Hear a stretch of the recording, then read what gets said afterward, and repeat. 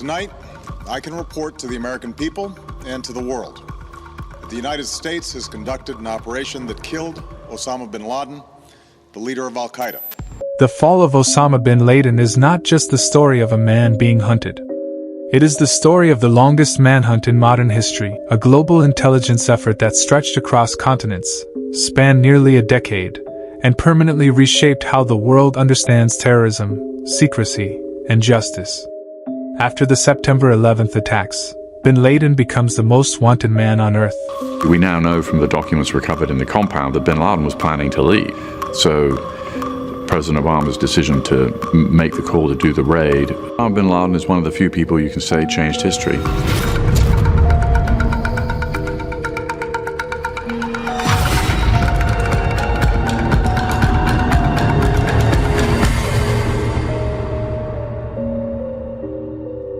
He abandons technology completely. No phone calls, no emails, no recorded messages.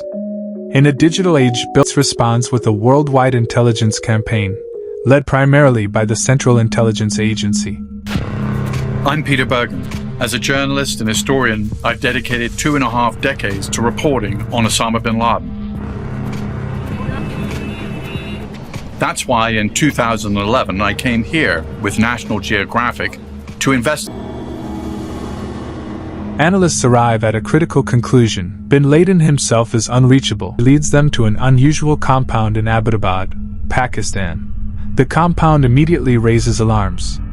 It is large, isolated, and heavily fortified, with high walls topped by barbed wire.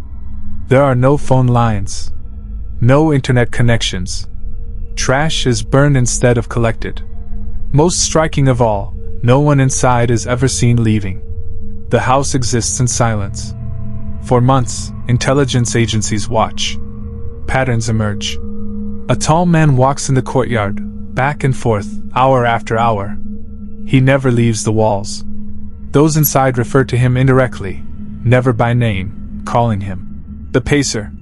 Analysts cannot confirm his identity, but the circumstantial evidence grows overwhelming. Absolute certainty remains impossible. The decision moves to the highest level of the U.S. government. Under President Barack Obama, every option is debated: airstrike, joint operation, or covert raid. If the intelligence is wrong, the consequences could trigger an international crisis. The Iraqi military invasion of Kuwait. We call for the immediate and unconditional withdrawal of all the Iraqi forces. If it is right, history will change in a single night. The mission is assigned to the U.S. Navy's most elite unit, SEAL Team 6. The plan is built on speed, secrecy, and precision. On a moonless night in May 2011, stealth helicopters cross into Pakistani airspace without authorization. Mechanical failure forces improvisation. The mission continues anyway. Within minutes, the compound is breached.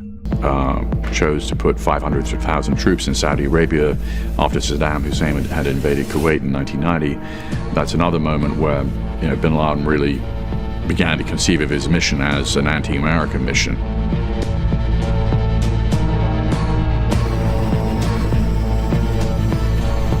Resistance is neutralized. Hard drives, documents, and handwritten notes are seized. On the top floor, Osama bin Laden is located and killed. Garage beneath the World Trade Center. There are fatalities and hundreds of injuries. The body is identified. The objective is complete. When confirmation reaches Washington, the world changes instantly. News breaks across every continent. Crowds gather outside the White House. World leaders respond. A group of terrorists attacked the World Trade Center. They wanted to bring down both towers. They blew up a van in the basement of the Trade Center. They killed 6 people. Terrorist networks retrieve analysis, and human intelligence can succeed where overwhelming force cannot.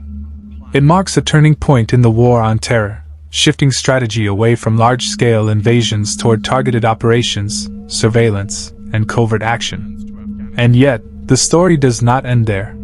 Bin Laden's death closes one chapter, but opens another.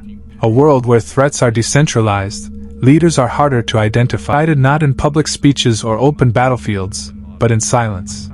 Far from cameras, far from headlines, and long before the world ever knows what has happened. In the years that followed, the consequences of that single night continued to unfold in ways few could have predicted. Paper about him, describing him as a financier of Islamic extremism.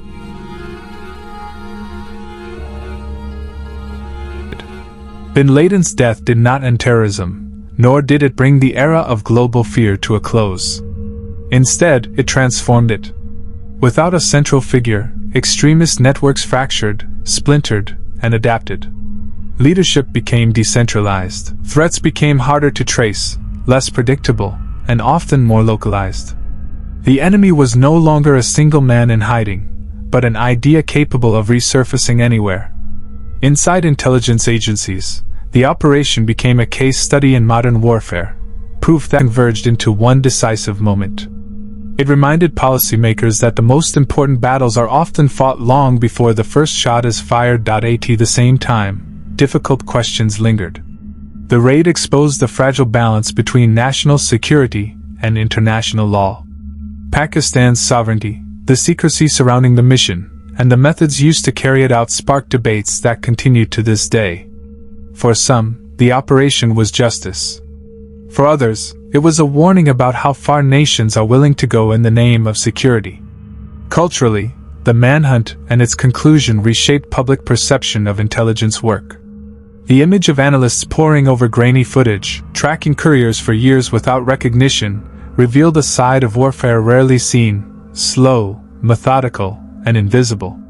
It showed that history is often decided not by dramatic confrontation. Laden's fall marked the end of an illusion, the belief that global threats could be defeated quickly or cleanly. What followed was a new reality.